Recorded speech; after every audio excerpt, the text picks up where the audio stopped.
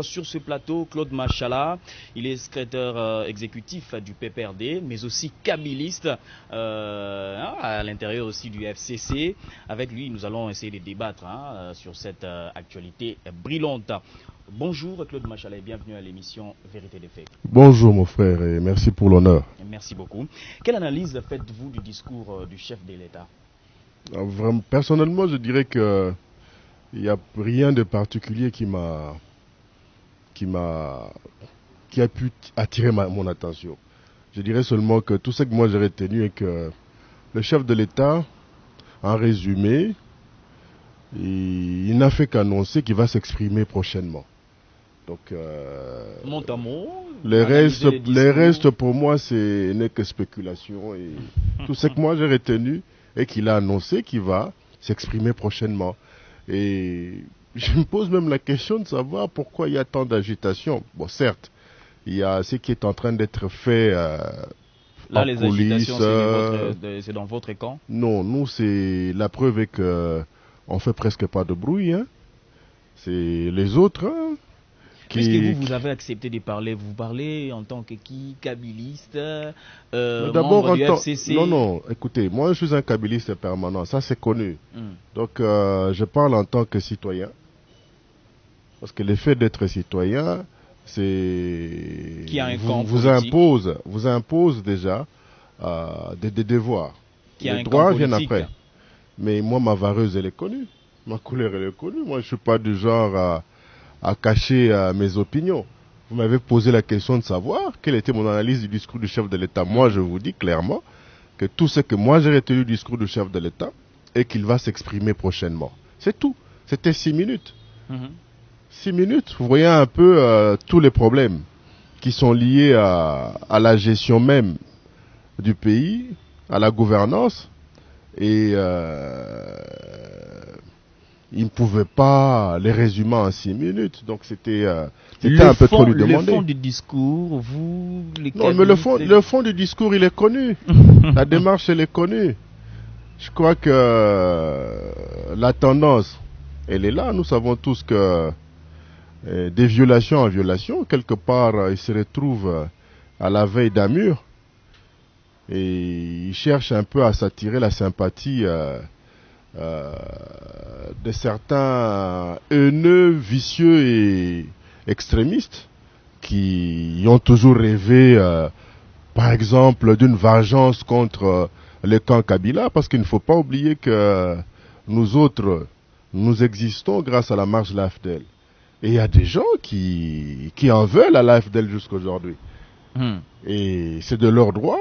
Ils essaient de constater certaines faiblesses qui peuvent exploiter dans le chef de ceux, si pas de celui qui dirige le pays. Et ils utilisent cela. Ils puisent même dans son côté un peu humain. Parce que il m'a l'air un peu trop impulsif. Et ils en profitent pour greffer leurs ambitions aussi. De voir un jour un Kabila humilié, un kabiliste humilié au quotidien, pourquoi pas. Donc voilà, moi j'ai continué à demeurer zen, je continue à analyser, à voir venir ce que tout le monde sait, qui pourrait venir. Voilà, c'est ça.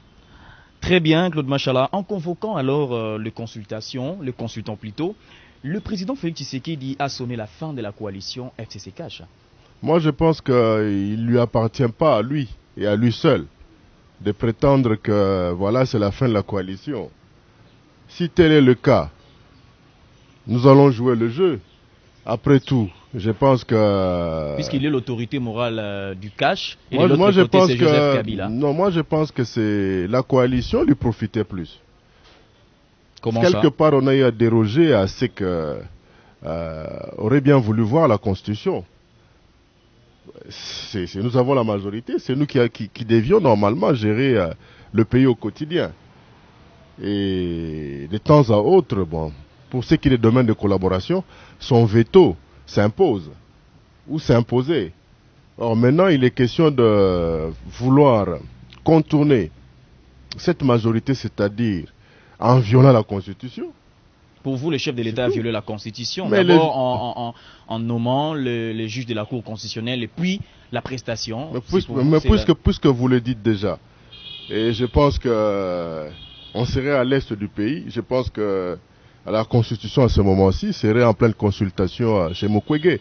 Elle a tellement été violée que je ne sais pas même après qu'elle soit passée sur la table de Mukwege si elle pourra se débrouiller un jour dans la vie. C'est ça. Et pour vous, la coalition restera toujours après les consultations ou aboutirait à un consensus apaisé? Écoutez, je pense que dans les jours à venir, vous allez connaître la position de ma famille politique. Ma famille politique, c'est-à-dire le FCC. Mais au niveau du PPRD, bon... Puisqu'il y a le SP qui a parlé. De plus en plus, je suis secrétaire national. Donc, s'il a parlé, sûrement de l'autre côté de la caméra, j'étais là. Donc, au niveau du PPRD, on ne croit plus à cette histoire-là. Quelle histoire? Cette histoire de coalition. Moi, je pense que nous devons évoluer. En politique, rien n'est statique. Puisque Félix Tshisekedi vous a donné des béquilles. Des béquilles. N'existez plus. Félix Tshisekedi a accepté de coaliser avec vous. Mais les gens du PPRD, non, du écoutez, FCC, non, évidemment. non, excusez-moi, pour que son pouvoir puisse avoir une certaine pondération, il a bien fallu qu'il y ait cette coalition. Donc, dire qu'on n'existe pas alors qu'on a la majorité, vous ne voyez pas que vous contredisez un peu. À moins que... Non, s'il vous plaît. Vous ne pouvez pas dire cela. Et nous, on a eu la majorité comment? Sinon, moi, je risque de commencer à me poser la question de savoir là, tout de suite, si effectivement, vous aussi, vous êtes encore au milieu du village. Parce que dire qu'on n'existe plus alors qu'on a la majorité, comment ne pas exister et avoir la majorité à l'Assemblée nationale, au Sénat, et on n'existe pas? Et si cette majorité changeait de camp, revenait du camp de Félix Tshisekedi, mais cela pourra être fait comment? Dans cette démarche de consultation? Non, écoutez, vous savez, nous avons la majorité. Alors ce qui est marrant, c'est quoi? C'est que hier, tous les membres du FCC, les députés, sénateurs et autres leaders d'opinion, c'était des médiocres. Mais aujourd'hui, on va chercher le médiocre pour créer une nouvelle majorité. Vous ne trouvez pas que c'est quand même un non-sens? C'est quoi ça là? Hier des médiocres, aujourd'hui on cherche les médiocres pour faire une certaine majorité. Et au moyen de quoi? Pas en passant par l'urne, en utilisant les moyens de l'État. Le débauchage, puisque la coalition n'existe plus, parce que l'un des engagements, c'était que aucun des partenaires ne puisse chercher à prendre dans le camp de l'autre. Mais puisque ça concerne le Congo... S'il vous plaît. Oui. Non. Est-ce que, écoutez, ici il s'agit de calculs mesquins. Il s'agit d'intérêts égoïstes, voilà. On penserait au Congo, je pense que le COSAC, qui était cet organe créé pour pouvoir gérer les ailes et les élans des uns et des autres, n'existe plus. Et de la faute de qui? De ceux-là qui se sont dit, mais tiens, puisqu'on a une bonne partie de la rue, en les faisant chanter, ils peuvent continuer à faire des concessions jusqu'à ne plus exister.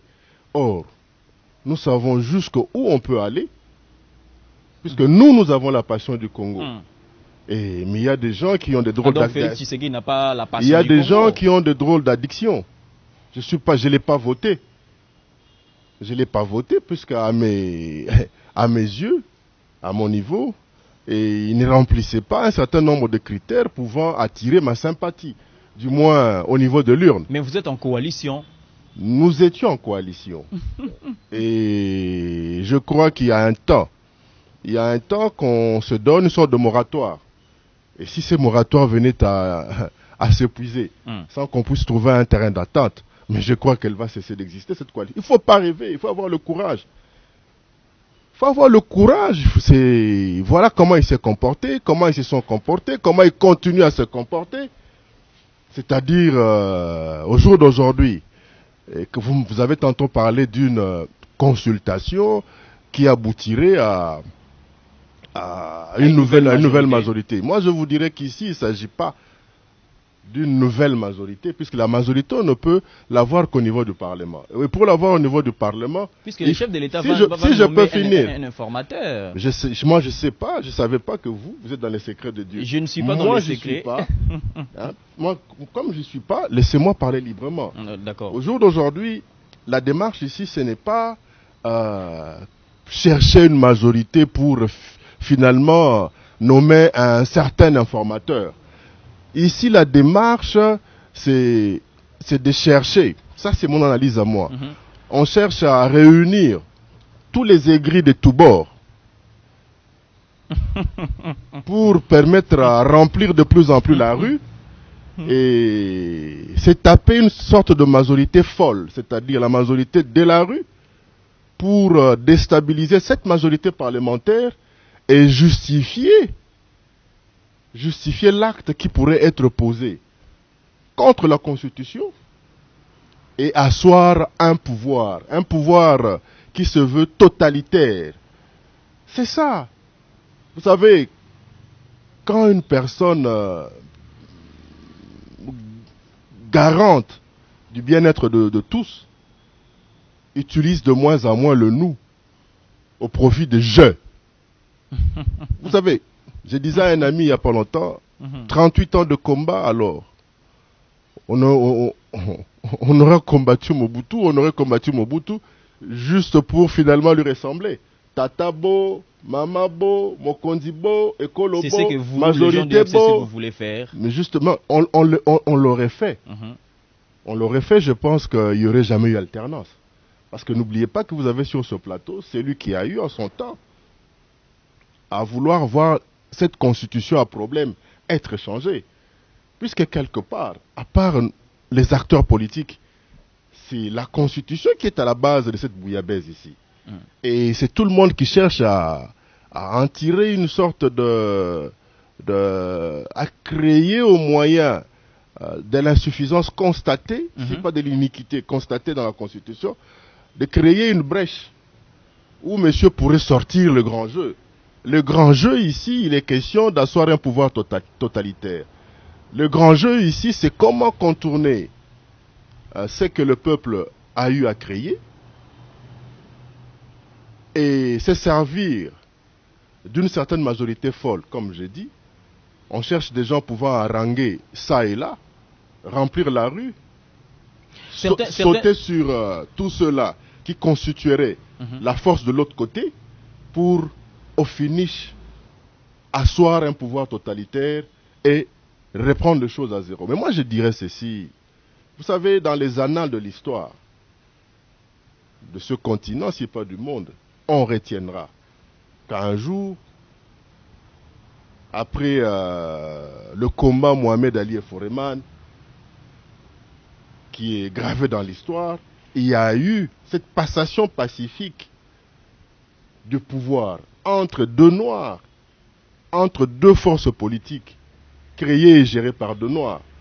Et finalement, à dire que les Américains vous ont toujours dit « the rumble in the jungle » quand ils veulent parler du combat Mohamed Ali et Foreman. Donc l'exploit réussi dans la jungle, voilà. Mais ici, il ne s'agit pas d'une jungle, il s'agit de quelque chose de mieux, de quelque chose qui est venu de nos profondes aspirations. On a cherché, on a voulu se hisser au rang des grandes nations de ce monde. Et on a réussi le coup ensemble. Mais malheureusement, du Congo, mais certains observateurs pensent que vous avez un esprit égocentrique en voulant rafler les pouvoirs d'une manière que la population ne veut pas. Mais ce qui est bizarre est que c'est la même population qui nous a tous censurés. Et nous avons accepté notre sort. On s'est contenté de ce que le peuple, cette fois-ci, a eu à décider de nous donner. C'est cette majorité dans les institutions, autre que la présidence de la République. Et jusqu'à preuve du contraire, jusqu'il y a une seconde, on ne se contente que de ça. Mais vous n'allez pas nous demander, nous, de déroger à ce que est la définition même de ce qu'est un regroupement politique ou un parti politique. On doit se battre cette fois-ci pour reconquérir le pouvoir, l'exercer et s'arranger pour le conserver le plus longtemps possible. Je pense que Où est la place alors de la population? Puisque vous avez géré le pays pendant 18 ans. C'est à l'urne, justement. C'est à l'urne. Puisque nous tenons à la Constitution. Et la force de notre peuple se trouve dans la Constitution. Nous avons toujours dit que, vous savez, à la veille des élections, je disais toujours aux gens que même le sort de Kabila sera décidé par l'urne. Ce qui a été fait. Il est sénateur à vie. Il n'est plus chef de l'État. Et son regroupement politique n'a pas pu convaincre la population pour avoir la magistrature suprême. Nous l'acceptons. Nous nous disons, bon, prochainement. Et prochainement, on fera mieux. Et je prends que nos erreurs, nous avons eu le temps de faire une introspection, de les inventorier. Et au jour d'aujourd'hui, nous savons ce qu'il faille faire, ça et là, pour que si jamais le peuple, et nous sommes sûrs que le peuple, constatant ce qui est en train de se faire, nous référera confiance, pour que l'on puisse, cette fois-là, faire mieux et rester avec le peuple le plus longtemps possible. Et toujours, j'allais aussi ajouter, pour ceux-là qui pensent qu'ils auraient une certaine majorité populaire, si pas la majorité folle, ils doivent savoir que dans le peuple, tout le monde a son peuple. Voilà. Claude Machala, ne pensez-vous pas qu'en refusant les consultations du chef de l'État provoquerait une crise? Mais nous ne sommes pas concernés. Je vous ai déjà dit au départ que tout ce que moi j'ai retenu du discours du chef de l'État est qu'il a promis qu'il va se prononcer prochainement. C'est tout ce que moi j'ai retenu. Vous avez bien voulu qu'on parle de consultation. On n'est pas concerné.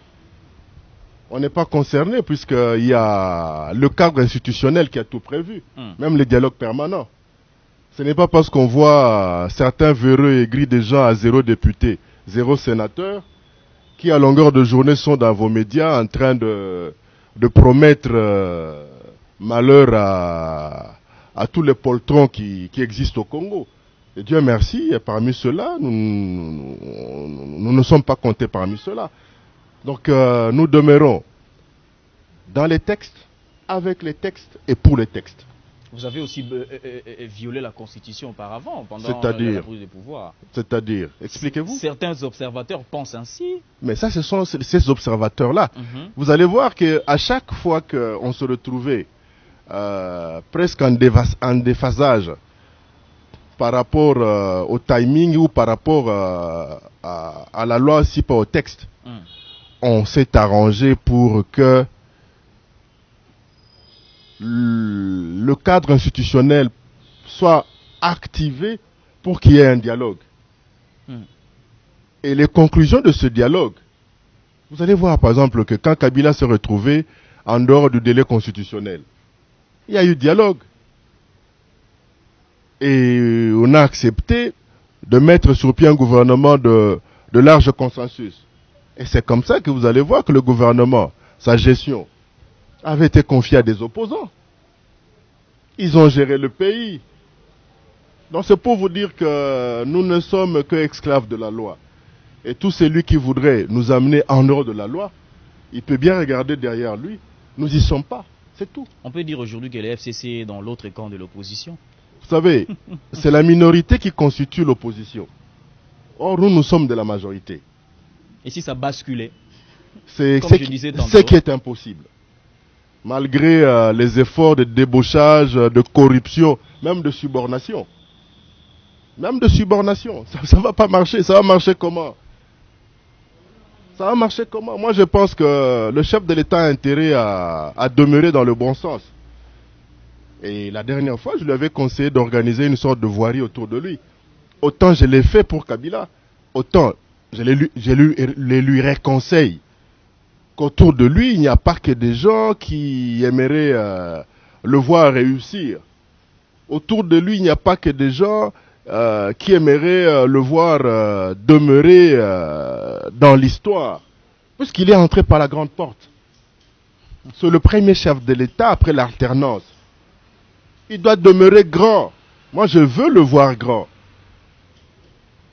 Or, il y a des gens, lui voir grand, en lui bloquant également. Il y a des gens qui ne veulent le voir que beau. Mais moi, je veux le voir surtout grand que beau. Et vous me dites qu'il y aurait des gens qui le bloqueraient.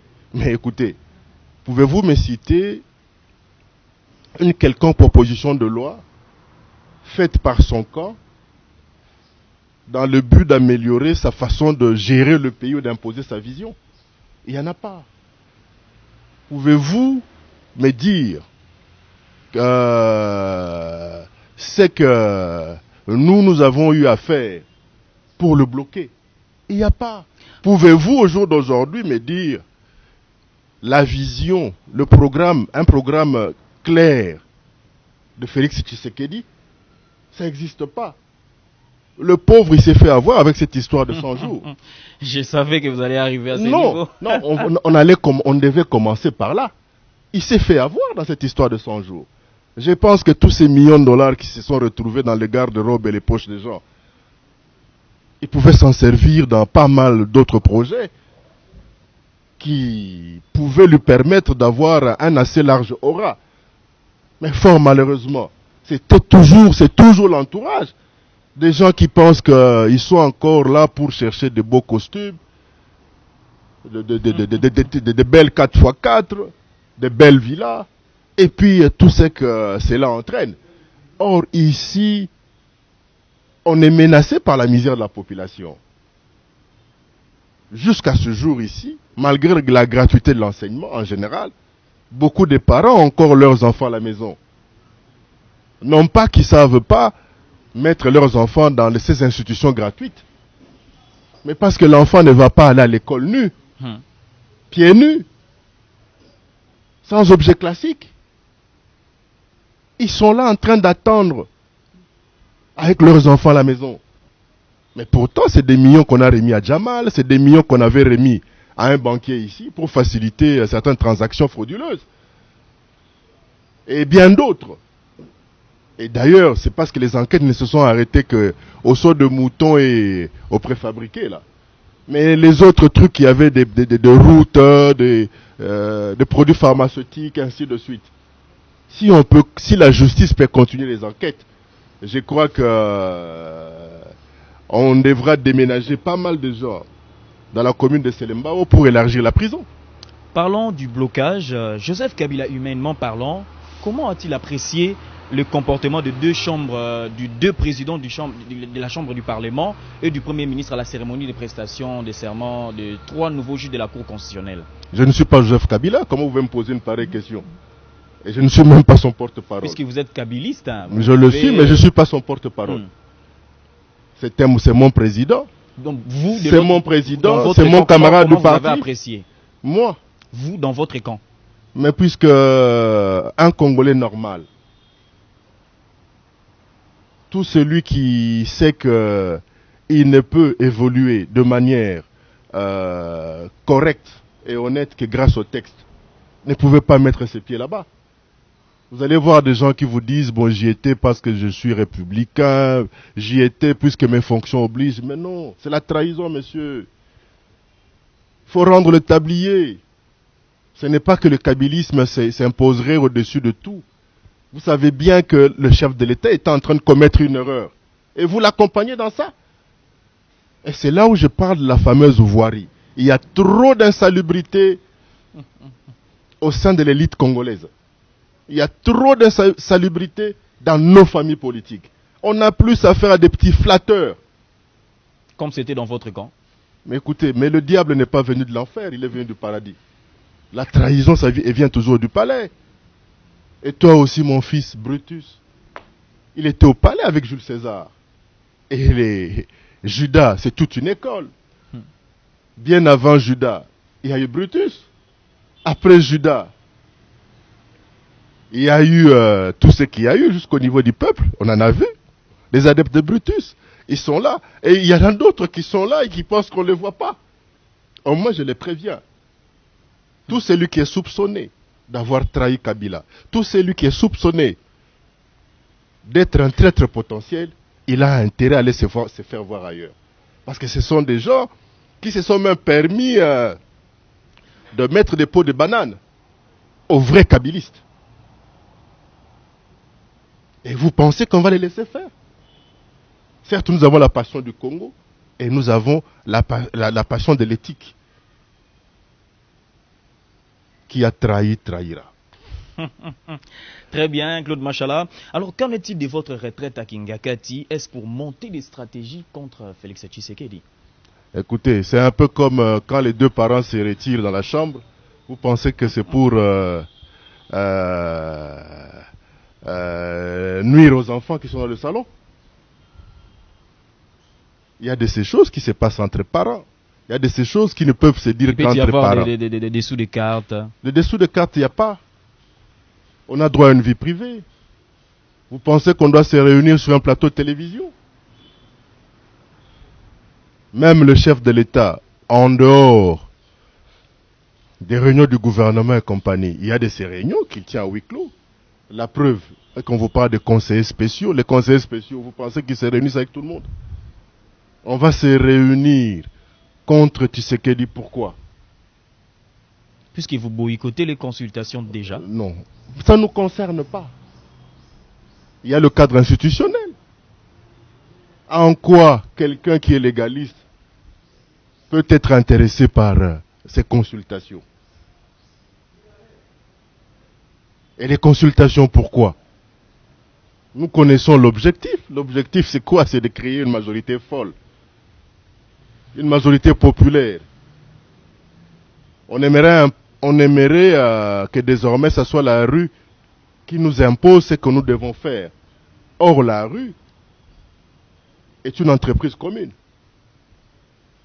Certes, au jour d'aujourd'hui, on peut prétendre être au conseil d'administration, mais peut-être que l'actionnaire majoritaire n'y siège pas.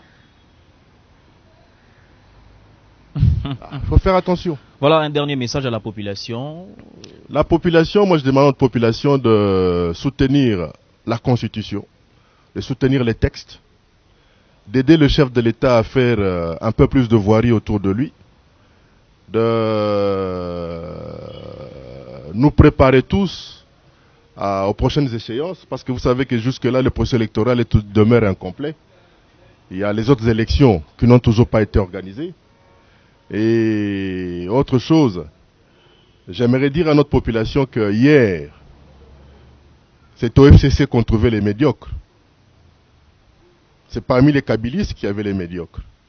Mais au jour d'aujourd'hui, pour réaliser une certaine majorité, qui pourrait peut-être être réalisée sans nous, c'est à nous qu'on veut recourir. Nous ne sommes pas partants. Certes, les traîtres, ça ne manquera pas. Parce qu'il y en a déjà. Judas, c'est toute une école. Nous avons la passion du Congo, nous avons la passion de notre constitution, puisque tout le monde sait comment est-ce qu'on est arrivé à cette constitution. Il y a eu des gens qui refusèrent d'adhérer même au référendum. Il y a eu des gens qui refusèrent que soit arraché à notre population le oui pour cette loi fondamentale. Il y a eu des gens qui ont tout perdu, même leur vie, pour que cette constitution puisse voir le jour. Alors nous devons demeurer un et unis contre tout cela ou tout celui-là qui voudrait au jour d'aujourd'hui remettre même la loi fondamentale en cause. Le plus important, c'est la pauvreté, c'est la misère. Qui est là? Nous n'avons plus besoin de voir des gens faire des déclarations du genre « nous ». Nous. Ça, c'est du cambisme politique.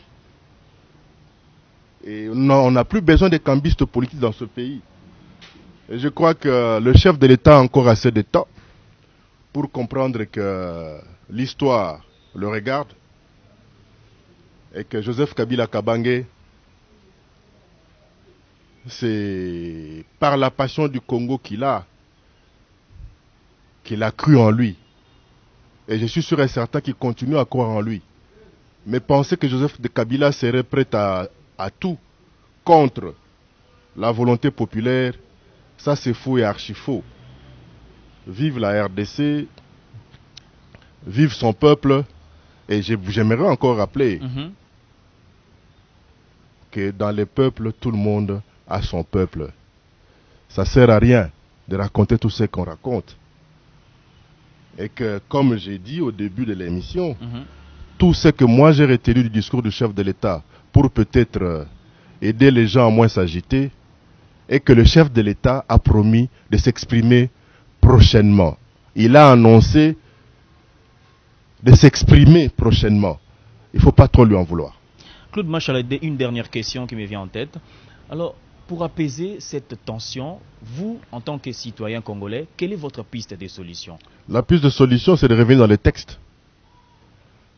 Qu'on revienne dans les textes. Parce qu'au jour d'aujourd'hui, la Cour constitutionnelle se retrouve avec 11 juges au lieu de 9. Ah oui, ils pouvaient bien éviter cela. On ne doit pas chaque fois demeurer sous les jougs de l'orgueil, du manque de l'humilité. Il faudrait traiter le chef de l'État d'un orgueilleux. Vous ne m'avez pas suivi. Oui, je vous écoute. Hein. J'ai comme l'impression que vous êtes du genre de journaliste qui pense que à chaque fois que vous recevez un kabiliste ou quelqu'un du camp Kabila, il faudrait avoir des questions, avoir des attitudes. Non. Ce n'est même pas ça. Alors j'aimerais vous voir au milieu du village, vite rentrer au milieu du village. J'aimerais juste vous dire ceci. Au jour d'aujourd'hui, la voirie dont j'ai parlé ici est très importante autour du chef de l'État. Ne vous laissez pas emballer par ce que M. Kitengeyezou tire de sa boule de cristal. Hein. Il a beau parler un beau français, là, mais ça, c'est pas ça qui nous intéresse. Qu'il ne pense pas qu'il va ressusciter encore un palais de marbre, ou il va créer un palais de marbre 3. Non. Et nous savons tous qu'au sortir des négociations du palais de marbre 2, ce qu'Eu a déclaré, Abdou Diouf, qu'il avait affaire à une classe politique zaïroise de l'époque, immature. Et ce monsieur fit partie de cette classe politique-là. Et vous pensez que de quelqu'un de pareil, vous pourrez tirer quoi comme fruit? J'ai beaucoup de respect pour le chef de l'État et je souhaiterais que tous, avec lui, nous respections la Constitution. C'est tout. Merci Claude Machala d'avoir répondu à toutes nos questions. Je rappelle que vous êtes secrétaire exécutif du PPRD, mais aussi kabiliste. Non, pas mais aussi kabiliste. Je suis un kabiliste d'abord. Le PPRD, c'est l'enfant que nous avons enfanté. Vous comprenez? Exactement. Moi, je suis un kabiliste. Normalement, je suis kabiliste. Voilà. Le PPRD, c'est mon enfant. Il n'a que 18 ans. Merci. Voilà. Merci pour cette précision. Merci à vous également d'avoir suivi cette émission. Merci à l'équipe technique de BC Télévision. Cette émission est terminée. Merci de l'avoir suivi. On se retrouve à la prochaine avec le même plaisir. Bye bye.